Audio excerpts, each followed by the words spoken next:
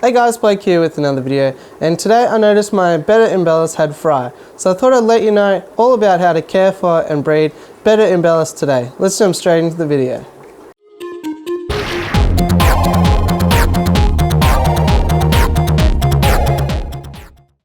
So Betta Imbellis are an excellent introduction into wild bettas.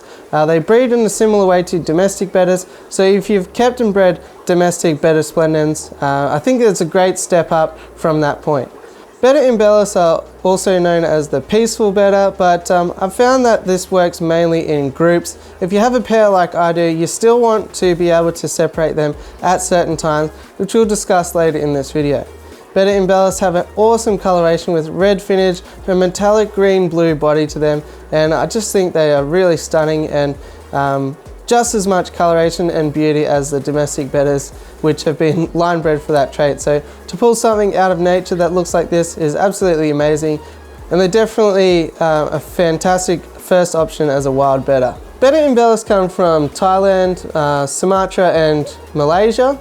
And like most bettas, they inhabit slow-moving, sluggish waters, but once again, don't buy into the myth that they live in little puddles, so you can keep them in, a cup full of water. They go to a maximum size of 50 to 60 millimeters, or just over 2 inches, so they're a nice size, similar to that of the Betta splendens once again. In terms of setting up the tank, I'd recommend a 20 litre or 5 gallon aquarium at a minimum, and they're really going to like some tannins in the water. So make sure you have plenty of wood or Indian almond leaves that are going to give that sort of black water effect. They'll really find a lot of comfort in the darker water, and it will just help with their condition as well. These guys will do the best in a planted aquarium with lots of cover and shade. They don't really like the light too bright or anything like that. And in terms of filtration, sponge filter is probably your best bet because, as we just said, they don't really like too much flow. They'll get blown around and stuff like that. So sponge filter will do a great job of filtering the tank without sort of creating too much current and things like that. In terms of parameters, temperature will start off with 20 to 28 degrees Celsius, huge range there. In Fahrenheit, that's 68 to 82 degrees. And pH wise, most pHs will be fine, but anything between 5 to 7.5 will be a great start. In terms of diet, typically they sort of predate on microcrustaceans, so things like baby brine shrimp, frozen brine shrimp, bloodworms, and proteins like that will do really well to condition them up for breeding. When it comes time for breeding, these guys, just like the Betta splendens, are a bubble nester, so it's a good idea to put an Indian almond leaf or some floating plants so that the male can create a bubble nest. He'll do that by coating air in a mucus and blowing a bubble so that it can sort of bunch up, and that's where the female's eggs will go into.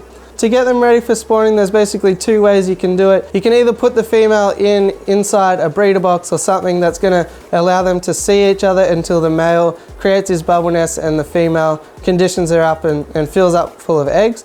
Or, because they are a little bit more peaceful, a more risky way is you can just put them both in straight away. Proceed with caution at that option, and I'll leave it up to you to decide whether you want to do that or not. But I did that in my case and it was successful, although, as I said, it's a bit more risky and you might be better off separating them in beforehand, just like you would do trying to breed domestic bettas. Once you've got a nice big bubble nest and the female's showing some vertical bars on the side, you know they're ready to go, so you can now pull the female out and put them both in the tank together. In which case, you should find eggs within 24 hours, so keep a close eye on them and look out for the embrace. The male will do all the work from that point and become a little bit aggressive, so it's a good idea to separate the female out because she really has done her job there, and yeah, she'll probably need a rest anyway. So I like to just separate them out within the same aquarium because it seems to lower the amount of stress. I don't like to sort of change the water conditions or anything, but you could do a similar thing by just collecting out some of the water, though be very careful not to disturb the bubble nest at that point. In 24 hours or so, you should see some tails start to form out of the eggs, and then another 24 hours after that, they should be bouncing up and down within the bubble nest. The male will continue to look after the eggs and catch any that fall and put them back up into the bubbles until they're free swimming, at which point you can then separate the male out because he's done his job and you should have a nice batch of fry ready to raise up. To raise them up, they won't really be big enough at first to accept baby brine shrimp, so I like to feed vinegar eels at first. I really like this as a first food for bettas because it stays up in the top of the water column where the betta fry generally are, And then after a week or so, I progress them onto microworms. A week or so after that, then maybe some baby brine shrimp. So it's a good idea to have some live food cultures available. I find that you want to feed live foods at least 2 or 3 times before trying to feed some powdered foods. And I just find that's the best result that way. They've got some food in their belly and they know, you know, they have that reaction to eat or to hunt. So I find that that's always a safe bet rather than just trying to feed them powder immediately.